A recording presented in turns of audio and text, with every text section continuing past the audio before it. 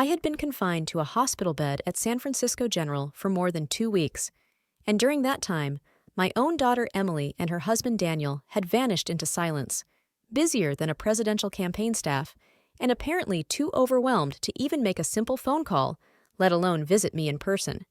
Ironically, it was Claire, my widowed daughter-in-law, who showed up every single day, tirelessly shuttling between my room and home.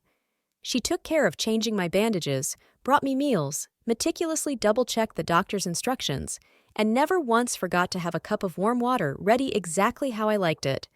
She never missed a single detail. You know, hearts are made of flesh, not stone. Even though I'm old and worn down, acts of kindness like hers don't just fade away. They stay with you. So that day, I made up my mind. I established a trust for my one and only house, naming Claire and my dear granddaughter Lily as the sole beneficiaries. Well, wouldn't you know, somehow the news must have spread, because early the next morning, my busy daughter Emily stormed into my hospital room like a brewing tempest. She stood towering over my bed, eyes blazing with anger, her finger almost poking me in the nose. "Mom, this is crazy. You always said you didn't play favorites, but now that my brother's gone, you're leaving the house to his wife. She isn't even your blood." The irony wasn't lost on me. It struck me then just how fragile my daughter's reasoning was. More fragile than my arthritic knees, and those have been giving out on me for years. So, in her eyes, if I don't give the house to her, I'm playing favorites. I'm senile fine. If that's what makes me the crazy one, I'll wear that label with pride. It's a hell of a lot better than being heartless. The evening sky hung low over the Bay Area like a damp, threadbare quilt, heavy, soaked, and gray. I was just about to reheat some leftover risotto from the night before when a sudden, sharp pain stabbed deep into my lower right abdomen. It felt like a rusty screwdriver twisting mercilessly inside my gut. Deep, violent, relentless. The pain was blinding, tearing through me like some wild, savage beast thrashing around inside cold sweat instantly soaked my shirt, beads of it rolling down my forehead as the kitchen blurred before my eyes, like a window fogged with steam. I gripped the cold marble countertop, trying desperately to steady myself. Even breathing became a struggle. My husband passed away years ago, and my only son Brian had been gone for some time as well. Claire, my daughter-in-law, still lived here with me, but she was usually out busy with work, just like today. This house normally felt quiet, but in that moment it seemed hollow, like a frozen cavern echoing only with my ragged breaths. I staggered into the living room, hands shaking as I fumbled to find my phone. My fingers trembled so badly I couldn't unlock the screen on the first few attempts. Through the haze clouding my vision and the panic pounding in my chest, I kept telling myself over and over, "Don't fall. Not now. You can't fall now." I clenched my teeth and dialed 911. The piercing wail of the ambulance siren grew louder every second, sharp and frantic, tearing through the still evening like a knife. By the time they lifted me onto the stretcher, the ceiling above me seemed to spin, the stark, sterile whiteness slipping away like the surface of some distant frozen lake. At the emergency room, the diagnosis came quickly: acute appendicitis. Surgery was necessary immediately. "We'll need a family member's consent for the operation," the doctor said through his N95 mask, his voice calm and businesslike, completely devoid of emotion, and someone to be here after the surgery family. The first name that popped into my mind was Emily, my daughter, my baby girl, the one I raised on my own, the one I loved above all else deep down. I knew she probably wouldn't come through. But when you're on the edge, scared and in pain, you still reach for your blood. I lay on a temporary bed, the air stinging with the sharp scent of disinfectant, pain twisting in my abdomen like barbed wire. I dialed the one number I could call blindfolded, my hands still shaking. They say mothers cling to the hope that their children will care for them in old age. But the truth is, when you're truly broken and reaching out for help, who answers first says everything. The phone rang several times before she finally picked up Mom. Emily's voice carried a flicker of concern, but mostly it sounded rushed and distracted. I could hear keyboard clacking and someone calling her name in the background. "What is it? I'm in the middle of a meeting. We have a huge deadline today. I really can't step away." I swallowed the pain and tried to keep my voice steady. Emily, I'm in the hospital. My stomach's bad. They said it's appendicitis. They need to operate. They need your signature. There was a pause. I could almost see her glancing at her watch, annoyed and calculating. Appendicitis? God, that's so sudden I really can't leave right now. Mom, my boss is breathing fire today. Can't Daniel go? Where is he? A new chill washed over me, not from fever. My voice cracked. You don't know? He's in San Jose on a business trip, won't be back till next week. Oh, right. Totally forgot I'm all over the place today. Well, just have the doctors do what they need. Use whatever meds are necessary. If anything's not covered, I'll wire the money. I swear I'll come by as soon as I can. Really? Her as soon as possible was like Schrödinger's cat, only alive when she remembered me, which honestly wasn't often. I didn't have the strength to argue. The cold I felt then was deeper than any physical pain. Okay, I whispered, hanging up. My eyes burned. The monitor beside my bed beeped steadily, cold and indifferent. It felt like it was telling me the truth I didn't want to admit. You're on your own? Who else could I possibly count on if not Emily and Daniel? Then, out of nowhere, Claire's face popped into my mind. After Brian died, it had been just her and little Lily living under this aging roof with me. A single mother holding everything together without a single complaint. Life hadn't been easy, not by a long shot, but she never made it my problem. We weren't close, not in the way most families are. From the outside, we probably looked more like two roommates. Polite, separate, respectful of each other's space. Claire was quiet by nature, gentle, measured. She never wasted words or made a fuss. Everything she did was done with quiet precision. But back when Brian died, I quietly took a step most people didn't know about. It dawned on me that if something ever went wrong in this house, if I really needed someone, Claire might be the only one I could trust. So, I signed a medical power of attorney, giving her the legal right to make decisions for me in an emergency.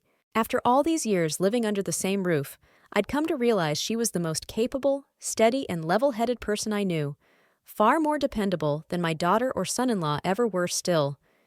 My finger hovered over her name in my contacts, hesitating.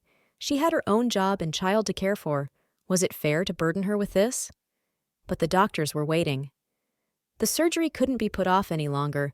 I had no choice but to call. My chest tightened as I waited, unsure what to say, but the phone barely rang before she picked up. Martha, are you okay? You don't sound right. Her voice came rushing through, full of genuine concern. I froze for a moment.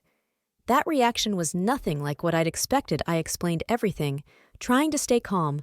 But before I could finish, she interrupted me, sharp and urgent. Martha, don't worry, I'm on my way. Text me the hospital name, the department, the address. Everything. I'll get Lily to Catherine's and come straight to you. No hesitation, no excuses, just immediate action. When I hung up, something stirred inside me. A strange mix of relief, guilt, and warmth. It wasn't that I needed to lean on her. It was that I shouldn't have had to.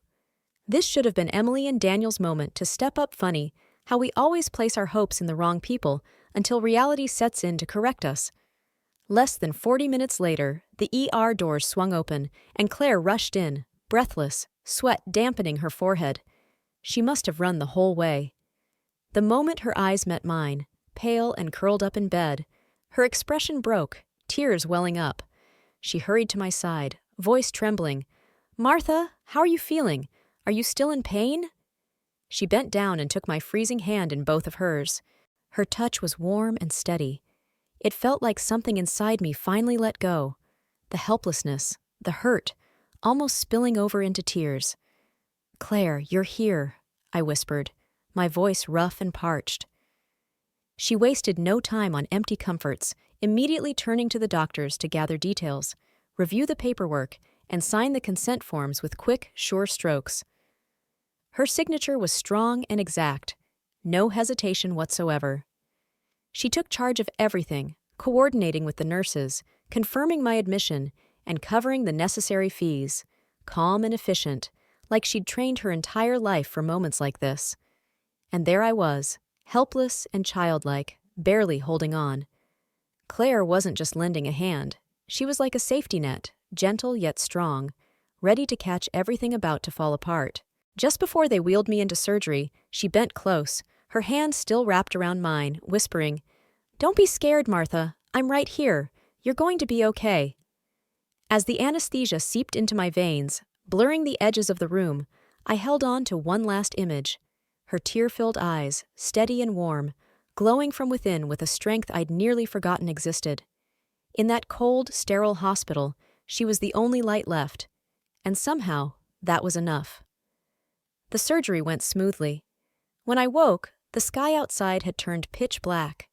Only a small bedside lamp cast a soft, milky glow against the white hospital walls. Gentle and still, like moonlight that had lost its way, Claire had fallen asleep at my bedside, head resting on folded arms. She still wore the light jacket from earlier. Her hair was tousled, her face pale and drawn from exhaustion. It was clear she hadn't slept a wink all day. Outside the window, San Francisco shimmered in the distance, a spill of colors and lights like a painter's tipped palette. The city's glow lazily danced across the glass inside the room. Everything was quiet except for the steady beep of the heart monitor and Claire's gentle, even breathing. I moved my finger slightly, the soft rustling of the sheet waking her. Her eyes snapped open, blinking hard, rubbing at the corners with the back of her hand, caught somewhere between sleep and worry. As soon as she saw me awake, she leaned in, voice laced with unmistakable care. "You're awake. How do you feel? Is it still hurting? Should I call the nurse?" Her questions came quickly, urgent but tender. I shook my head. My throat was dry as bone. "Water," I croaked. She stood immediately, pouring warm water from a thermos, dipping a cotton swab, and gently pressing it to my lips. "The doctor said you can't drink just yet, but I'll help moisten your throat," she explained softly, moving carefully, as if afraid I might shatter, her eyes shadowed with tiredness. A strange ache swelled in my chest. "Plur, this is too much for you." "You shouldn't have to carry all this," I whispered. She smiled shyly but warmly. "Don't say that Brian's gone, but you're still family. You're Lily's grandma, and taking care of you. That's what family does." She paused, a flicker of sadness crossing her eyes, before resolve swallowed it up. The doctor said, "You'll be up and moving in a few days. Just focus on getting better, okay?" She didn't mention Emily, not a word, and I didn't ask some things don't need saying. Speaking them aloud only turns quiet truths into awkward noise. Just then, the door creaked open, and a small figure peeked inside Lai. The moment she saw Claire, she whispered, "Mommy," and tiptoed over to my bedside. Her big, dark eyes looked up at me with shy concern. "Grandma, does it still hurt?" she asked gently. Claire wrapped an arm around her, whispering, "Grandma just had surgery. Let's keep our voices low so she can rest." Lily nodded solemnly. From her tiny backpack, she pulled out a piece of candy wrapped in bright foil that sparkled in the lamp's glow. She placed it on the pillow beside me. "Here, Grandma. If you eat this, it won't hurt anymore." Her voice was clear and sweet, like a wind chime. Touching the softest part of my heart, I looked at them, one holding strong, the other leaning in. And something stirred deep inside me, something I couldn't name after Brian died. It had been just the two of them alone, but never broken. Claire never remarried or walked away. She bore it all quietly and fiercely, never once searching for an escape me. As her mother-in-law, I'd done so little, some money here and there maybe, but real care, real concern. I'd always held back somewhere in my mind. I kept my distance. She wasn't my daughter. Not by blood. We weren't really family. That line was always there, thin but firm. But now, at my lowest, stripped of pride, strength, independence, when I needed someone simply to stay, it wasn't the daughter I raised. It was Claire, the one I thought stood on the other side of that line.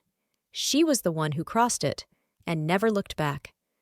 The next 2 weeks became a chapter of my life I'll never forget. Quiet, sobering, strangely clarifying. As I'd expected, Emily and Daniel stayed absent. Too busy, too important, too in demand to be present. Emily came by twice. Only twice. The first visit was the day after my surgery. She swept in with a basket of imported fruit. Apples still wearing shiny little barcode stickers. Not one was peeled or offered. They were more a centerpiece than nourishment. She wore a tailored pencil dress, heels clicking confidently, makeup flawless, like she'd just stepped off the stage of a finance conference. "Mom, how are you feeling? I really can't stay. I've got a Zoom call with a client in Europe this afternoon. Just wanted to check in quickly." She spoke while swiping through her phone, eyes barely meeting mine. Never lingering more than 3 seconds, I looked at her, mouth twitching, unsure what to say. In the end, I exhaled softly. "Go on," I murmured. "Work comes first." She let out a visible breath, a relief, not guilt, and headed straight for the door. "If anything comes up, call me or have Claire reach out, okay?" Her heels echoed sharply down the hallway, hollow and sharp. The scent of her perfume lingered long after the door closed, a reminder of her visit, more scent than substance. The second visit was just before I was discharged. No fruit basket this time. She stepped in, said a quick, "You're looking much better," then launched into a monologue. Her packed calendar, Daniel's endless business trips, how expensive the hospital bills were, and the insane cost of living in California. She went on, but beneath every complaint was the same message. She was tired. He had it rough too. I lay there listening, staring at the ceiling, and whatever small, stubborn hope I'd been clinging to finally gave out. Quietly, completely, Daniel called only once. On day 3 of my hospital stay. "I'm really sorry, Martha. I'm up in Seattle right now, but I promise I'll make it up to you when I'm back." He never did. They were always busy, climbing ladders, chasing bonuses, staying ahead, busy becoming the kind of people who impress strangers at cocktail parties, too busy to notice the ones who quietly waited for them to look up through it all, as soft sunlight filtered through hospital blinds, painting dappled shadows on the sheets like brushstrokes on an old canvas. One thing became painfully clear. The person holding up my world wasn't Emily. It sure wasn't Daniel. It was Claire. The day I left the hospital, a nurse wheeled me out to the entrance. The sunlight was so bright it made my eyes water, but all I could think about was one thing. I was finally going home to sleep in my own bed. Claire was already waiting with Lily by her side. That little girl darted to me like a squirrel, clinging to my legs and whispering, "Grandma, we're here to take you home." She held Claire's picnic basket in one hand and tugged at me with the other. Her smile was so sweet it nearly brought tears to my eyes. Back at the house, Claire gently helped me onto the sofa, fluffed pillows behind my back, reheated a bowl of porridge, and draped a soft blanket over my legs. "Don't let your knees get cold," she said, voice light and instinctive, like a daughter caring for her own mother. I tried to thank her, but couldn't find the words. Instead, I gave a small nod. We'd long since passed the need for polite exchanges. Claire never did anything for recognition or reward. Emily, on the other hand, didn't come by that day at all. Instead, she sent a 5-word text. "Is everything still going okay?" Not even a full sentence, I replied. "All good?" And that was it. Radio silence. I figured she was probably too busy again, as usual. The very next day, Emily caught me off guard. She showed up dressed head to toe in office clothes, carrying no flowers, no fruit, just a manila folder and an overwhelming scent of perfume trailing behind her.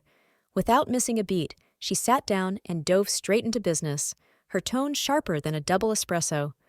"Mom, we need to talk about your finances. It's really time to draft a will and sort out the estate. We can't wait for another health scare to catch us off guard. You're still of sound mind. This is the perfect moment to plan." She said it all without blinking, her voice carrying that professional mix of calm authority and the unmistakable, "This is for your own good."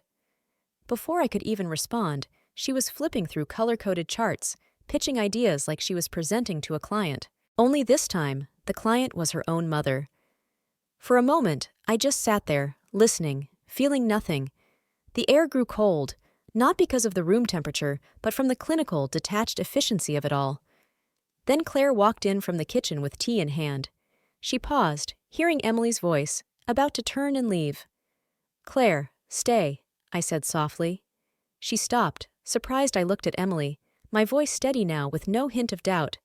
"I know you have your plans. You always do. You like organizing things for people, plotting outcomes. But this time, I'm not following your script.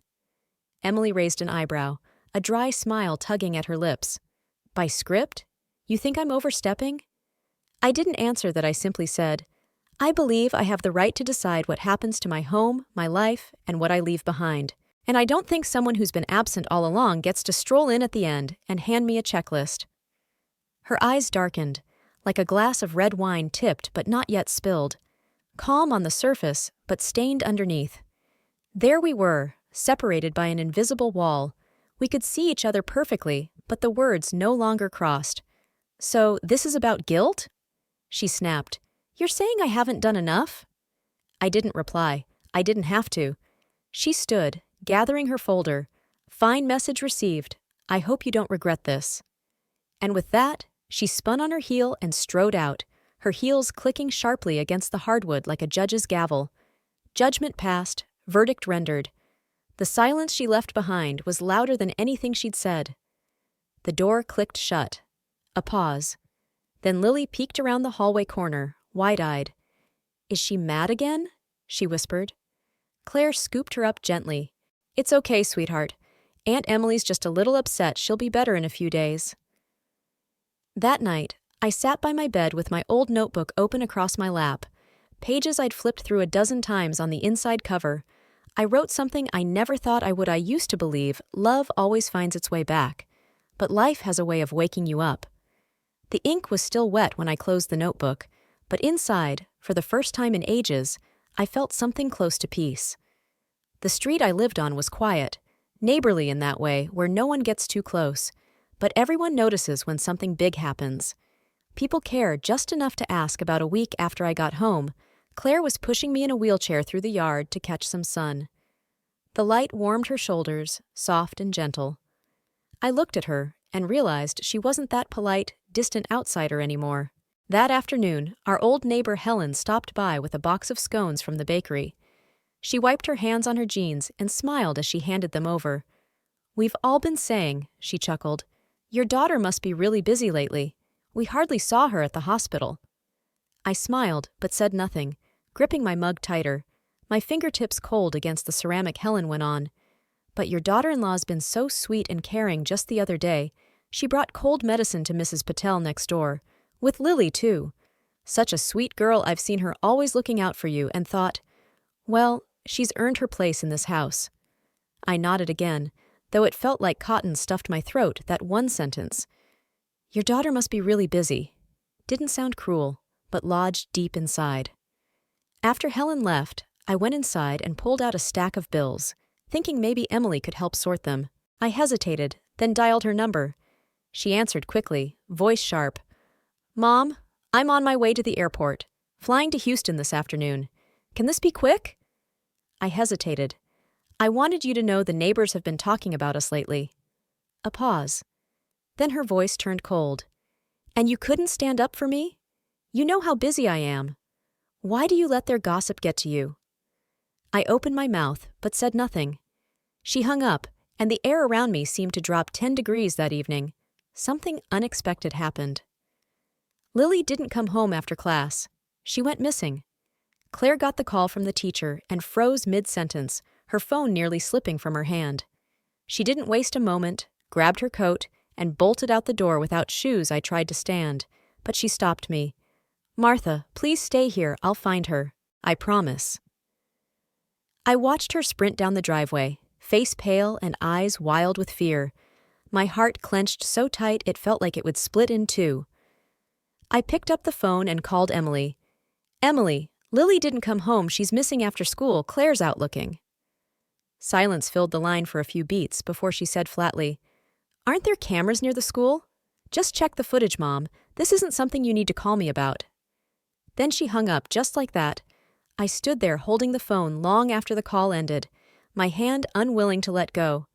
She called it a small thing. That was her niece, her brother's only child, but apparently not worth the inconvenience in that moment. Something inside me broke. Or maybe cleared. I'd never seen the truth more clearly. Claire came back just as dusk settled, holding Lily tightly, clutching her like she'd just pulled her from a fire. Her voice cracked, tears streaming down her face. I was so scared. I bent down and pulled Lily into a hug. "You're okay," I whispered. "You're okay? That's all that matters." That night, Claire didn't leave my doorway. She sat silently, holding one of Lily's tiny hair clips between her fingers, eyes empty. "I don't know what I'd do if I couldn't find her," she murmured. "I've never been so afraid." I said nothing, instead, pulling out the draft of the trust agreement I'd written and rewritten, torn and taped together too many times. I spread it under the desk lamp. Quiet, determined, Emily isn't someone I can rely on. She never meant to be. But Claire? Claire never made promises. She simply showed up again and again, and never once walked away. That night, I couldn't sleep. After tucking Lily in, Claire tiptoed into the living room and gently adjusted the blanket over me without asking if I was awake. "Call me if you need anything," she whispered, quietly closing the door behind her. The lamp beside me cast a soft golden glow. I lay there staring at the ceiling, my mind anything but still. It wasn't pain keeping me awake or lingering tension. It was a deep, bone-deep loneliness. I got up, wrapped myself in a coat, and wandered into the study, hoping an old magazine might distract me. Instead, in the corner, I spotted a gray plastic box I hadn't opened in years. Inside were Brian's notebooks and a few of his things. I'd never had the heart to go through them. As my hand brushed the pile, I felt it. An envelope, my name written across the front in handwriting. I'd never mistake Brian's mom. "If you're reading this, it means I didn't make it to grow old with you. But I'm not worried about you being alone, because I know Claire will be there." She doesn't say much, but she feels everything. She's soft-hearted, stronger than most, and never complains. Even when she should. After I'm gone, it'll be hard on her. Raising Lily on her own won't be easy, but she'll carry it. She always does. She's stubborn like me. I know Emily never liked me much, said I was too passive, never fought for anything, but I just never saw the point of fighting in a family. I let her have her way. Not because she was right, but because she always thought you loved me more. I didn't want to deepen that wound. But I worry that as she gets older, she'll only look out for herself. She's smart, driven, and capable, but she doesn't know how to truly care. Not really. She doesn't know when to stop and look around. If one day you find yourself needing someone and she's not there, don't blame yourself. It's not because you failed to raise her right. It's because she forgot how to turn back. As for Claire, I don't think you ever truly understood her. She once gave up a promotion just to stay by my side when I was sick, never telling a soul she'd come home, smile, and make soup as if nothing was wrong. She's the kind of person who never makes a fuss, but quietly lifts the weight from your hands when you're too exhausted to carry it. So if you ever decide to leave something to her, it's not favoritism. It's gratitude, and I want to thank you for that. With love, Brian. By the time I finished reading, the letter was soaked with tears. All those years, I thought my son was passive, too gentle, too willing to step aside. But in truth, he had seen everything more clearly than any of us. He stayed silent, not because he didn't care, but because he did. He saw Emily's sense of entitlement. He saw Claire's sacrifices. And somehow, even back then, he had already seen the moment I found myself in now. I clutched the letter with trembling hands as memories flashed like lightning. Claire at the hospital, quietly offering me water. Claire sitting by my bedside all night, exhausted but present. Claire crying into Lily's hair after finding her lost. Claire never mentioning what she'd given up, only doing. And Emily, eyes glued to her phone, offering rehearsed concern. Emily calling me cruel for not giving her enough as she demanded. Emily's impatient expression during reluctant visits. Emily dismissing her niece's disappearance as no big deal. My heart, once folded neatly like that letter, had been slowly unfolded by everything life had laid bare, and I was done hesitating. The next morning, I called my old friend Janet before retiring. She'd been one of the city's sharpest, most ethical trust lawyers, someone I trusted completely. "Janet," I said, "I'm ready to move forward with the trust." There was a pause on the other end, then, "You finally made up your mind." I nodded, even though she couldn't see me. "I don't want to wait any longer. Life's too short. Some things, if you don't make them clear, you never get the chance." Later that day, I met her at her cozy office downtown. She walked me through the beneficiaries, the property deeds, the oversight details. Everything I needed to know, I listened carefully, absorbing every word like a student preparing for her final exam. When I signed, Claire didn't know all she knew was that when I came home that evening, I was quieter than usual, my eyes maybe a little redder too. She handed me a cup of tea, as she always did. I took it gently with both hands and said softly, "Thank you." She smiled, gentle and steady, and somehow I knew she understood it all, even without a single word spoken. The trust hadn't even been finalized when the storm hit. I don't know if someone at Janet's office let something slip, or if Emily caught wind of it through legal contacts, but either way, she found out that afternoon. She showed up unannounced, expressions stripped of all pretense. No hello, no smile, just, "I heard you put the house into a trust with Claire as the beneficiary." I was sitting at the dining table, slowly stirring my coffee. Claire was in the kitchen, packing Lily's lunch. Emily's voice cut sharply through the air, loud enough for Lily to pause and glance back. "Who told you that?" I asked calmly. "That's not important," she snapped, slapping a stack of papers on the table. "I'm here to tell you, if I believe you're making irrational decisions, I will start a mental competency evaluation." I didn't flinch, but Claire came out of the kitchen, her face noticeably pale. "Emily, that's out of line," she said quietly, though there was an edge in her voice I hadn't heard before. Emily gave a cold smile, teeth showing, no warmth. "I'm simply making sure my mother makes the biggest decision of her life with a clear head, not under emotional manipulation." Before I could answer, Claire gently slid the documents back across the table and said, "If it helps you sleep at night, I'll remove myself. I never asked for this house. I never expected it." Her eyes were red, but she didn't cry. She wasn't weak. She simply refused to fight for something she didn't believe needed fighting over. In that moment, I saw it all clearly. Claire's quiet stepping back wasn't surrender. It was respect. Emily's aggression wasn't fairness. It was entitlement, the belief that everything should be hers by default. I stood, hand resting on the chair back, voice steadier than ever. "Emily, if you came here today to test whether I'm still of sound mind, let me put your fears to rest. I am, and more than you realize." She opened her mouth to argue, but I cut her off. "Claire is stepping back out of decency and love for this family. But let me be perfectly clear. This house, bought with a lifetime of savings, goes where I decide, not where you think it should." I met her gaze without blinking. "You say I'm emotional. You're right. I am. But my feelings are rooted in who's truly been here for me, who has shown care. Don't like it? Maybe that's because you haven't left behind anything in this house that resembles affection for a very long time." The room fell silent, except for the soft hum of Lily's cartoon in the background. Emily stared at me a long moment before speaking in a lower, still cutting voice. "So now I'm being compared to her." I sighed slowly. "I'm not comparing," I said gently. "You're my daughter. That will never change. But love in a family isn't guaranteed by blood. It's earned day by day, and you've been gone too long to expect something you never earned."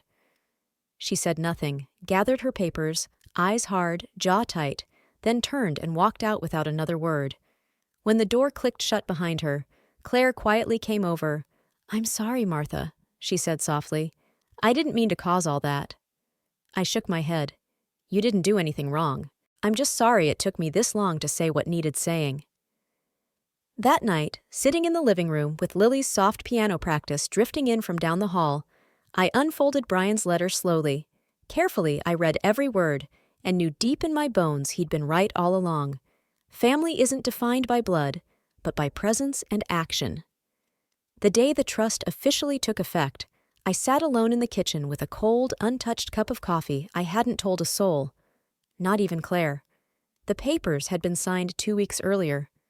The whole house, now in a living trust, was to be co-managed by me, Claire, and Emily. Lily's share was secured within the trust, safeguarded under my name until she came of age. I knew the choice wouldn't be easy, and not everyone would accept it, but it was clear-headed and fair. I've always believed love isn't spoken in words. It's proven when someone stands beside you at your weakest. Emily showed up unannounced again. Just like before, no greeting, no warmth, just a folder in hand, and a coldness in her eyes, sharper than winter wind. Do you even know what you're doing?" She snapped as soon as she crossed the threshold. Even Lily, quietly coloring at the table, stopped mid-stroke calmly. I closed the ledger I'd been reading and answered, "Yes, the papers are signed. It's a three-party arrangement." Emily stepped closer, tension radiating from her. "So that's it? You just wrote me out? You're my mother, not hers." "You weren't written out," I replied. "You're still involved, just not the only one anymore." She scoffed, lips tight. "She's not even your blood." Claire had just stepped out of the kitchen and heard that last part. She didn't respond, simply untied her apron, took Lily's hand gently, and began to lead her away. "Claire," I called softly, "you don't have to leave." She hesitated but stayed, placing herself between us. Emily's eyes narrowed. "Of course she'll stay. She wants me to look like the villain." Claire finally spoke, voice low but steady. "If you think I've done something wrong, I'll remove my name today. I never asked for this. I never fought for it. I stayed because I've always been here. You feel it's unfair because you haven't." Her words weren't loud, but hit like stones.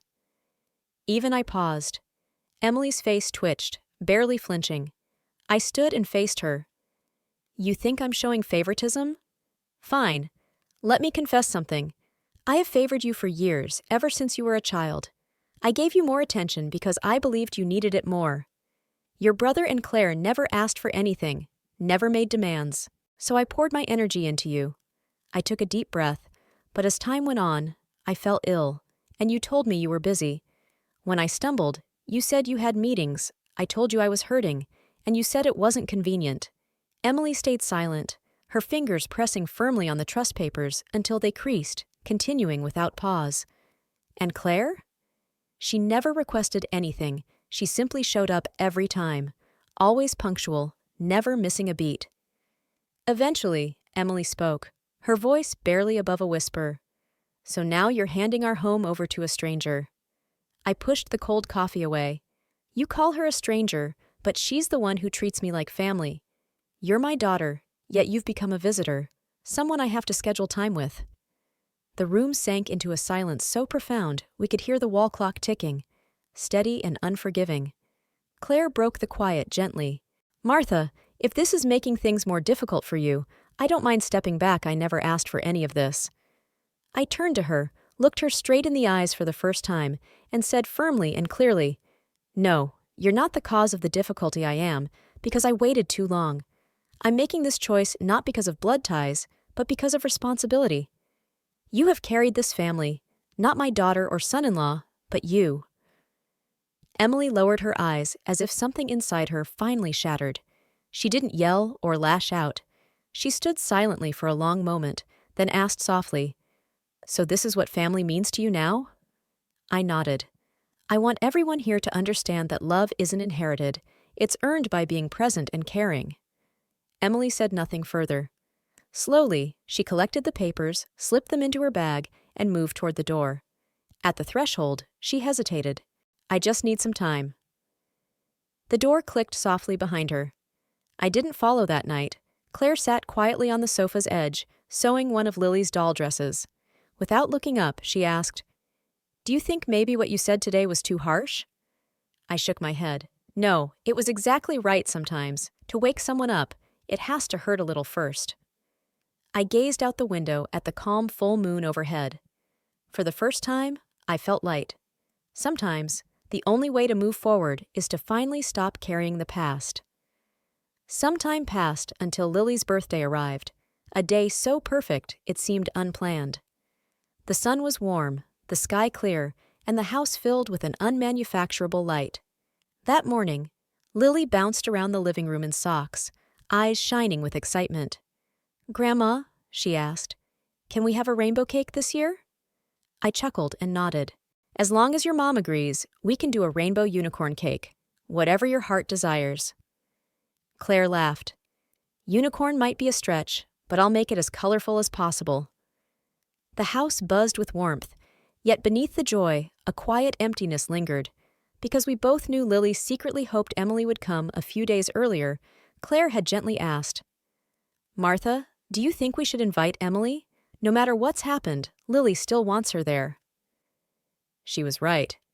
Children don't keep score. They remember who helped blow out their candles, who appears in their crayon family drawings. So, I dialed Emily's number. She answered faster than expected, as if waiting I was straightforward.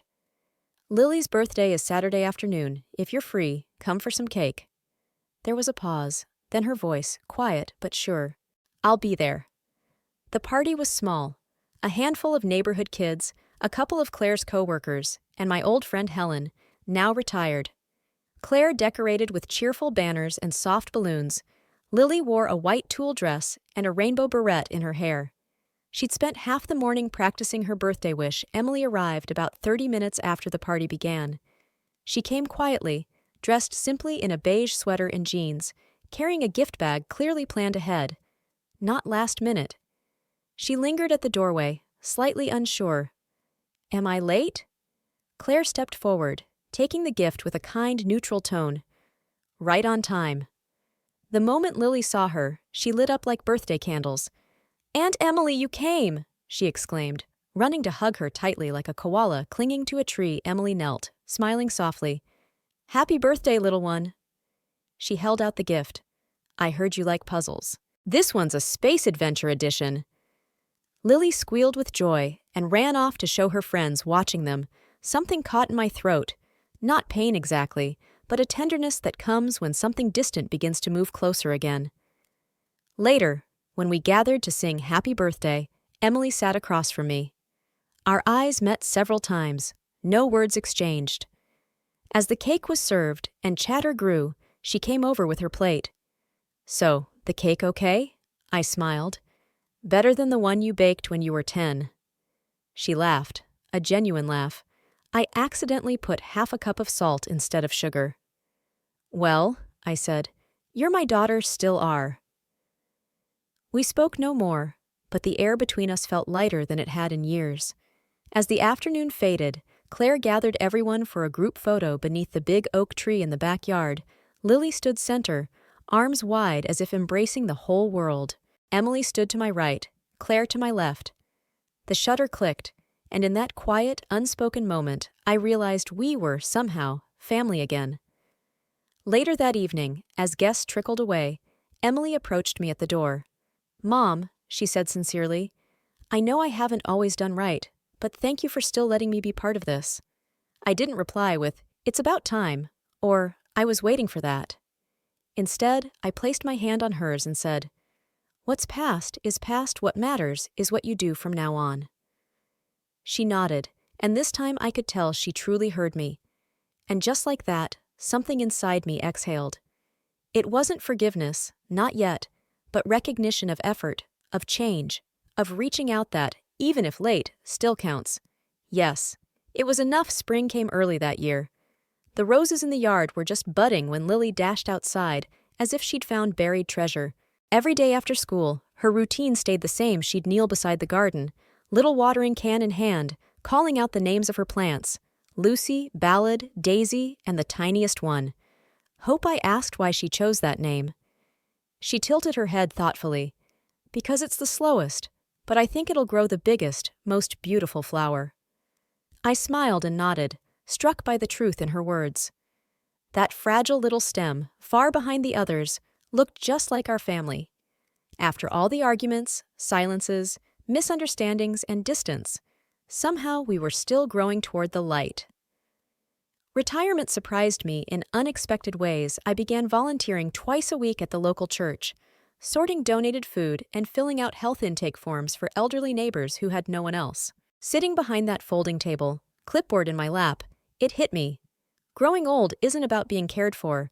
It's about becoming the caretaker, even if all you can offer is a flicker of light. Claire got busier too. She and some nurse friends started an online caregiving platform called Always There. She told me the name came from the care she gave me during surgery and the feeling she wanted to share with others. Calm, present, unshakable. When I helped her write the website's homepage, she smiled and said, "The first line should be something you said. Love isn't inherited. It's earned through action." I didn't answer right away. I just watched her type, and for a moment, Warmth fluttered in my chest. And Emily? She changed, not with grand, dramatic apologies or cinematic redemption, but through small, steady steps, quiet roots pushing gently through soil. She started calling on weekends, sometimes just to say she wasn't traveling and wanted to take me to a museum. Sometimes she sent messages saying Lily had drawn a picture for Aunt Emily. Once, during a fundraising livestream Claire hosted for her platform, I noticed a comment applauding everything we were doing. It was from Emily. But the moment that stayed with me happened on a Tuesday. We had gone out to visit an elderly gentleman staying in a rural care home. Someone Claire was helping transition into a home care program. His legs no longer supported him steadily, and his words came in brief, broken fragments. Still, Claire smiled gently as she adjusted his bed, speaking softly to him. When he spoke about his younger days, his eyes brightened like windows, catching the afternoon sun's golden rays. Emily had come only to drop off some supplies. She stood near the doorway, phone in hand, clearly waiting for a work notification. Then the man's gaze shifted to an old photograph resting on his bedside table. It showed a young boy seated in the lap of a weary but smiling woman. "That's my mother," he said. "She raised me alone, worked 3 jobs, skipped meals so I could have milk. She passed away before I could ever give her anything nice. I always thought there'd be more time." His voice broke on that last word. The room fell into silence. I didn't look at Emily, but felt the atmosphere shift out of the corner of my eye. I saw her slowly lower her phone and quietly tuck it away. Without a word, she walked over to the bedside and carefully pulled the blanket back over the man's shoulder.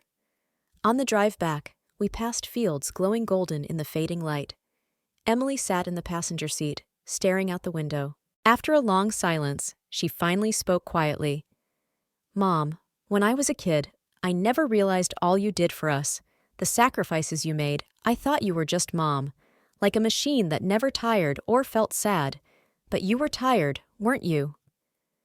My hands gripped the steering wheel tightly. I didn't answer, not because I hesitated, but because I didn't need to. He finally saw it. He felt it. She didn't shout apologies or cry out loud, but I know she was sorry. When we arrived home, she sat at the table quietly for a long time. Then, suddenly, she looked up and said, "Claire, thank you for taking care of her all these years." Claire looked surprised, but replied gently, "Don't thank me, we're family now, and we always will be." Emily glanced at me, said nothing else, and gave a slight nod. That was enough. Sunday afternoons have changed since then, and somehow become my favorite part of the week. Our backyard, once the quietest on the block, is now the liveliest little courtyard around Claire's in the kitchen. Sleeves rolled up, orchestrating a roast chicken like a conductor leading a symphony. Emily stands next to her at the counter, whisking salad dressing, half joking about how Lily's math worksheet managed to smudge the linen napkins. And Daniel, that once elusive son-in-law, is outside with Lily, both covered in bubbles from a science experiment that went hilariously awry. His laughter rings louder than hers. I sit in my old wicker chair beneath the orange tree, a soft blanket draped over my legs, and a steaming cup of lemon tea warming my hands. Leaves rustle gently in the breeze, casting playful shadows across the stone path. In the background, the clinking of utensils, Lily's giggles, and Claire calling from the kitchen, "Emily, taste this. Let me know if it's too salty." Her voice no longer carries distance. It carries a sense of belonging. I close my eyes, breathe in the sunlight, and let it warm my face. In that moment, I ask myself, what could be better than this? I'm no longer the woman lying in a hospital bed, waiting for a phone that never rang. I don't measure love by gestures that arrive too late, or not at all. I've stopped wrestling with guilt about what to leave behind, who to favor, or whether blood alone makes a family. I am Martha Green, a woman who finally understands what it means to be loved, and more importantly, how to choose love. Every step I took to reach this point was worth it. This life, my life, was never walked in vain.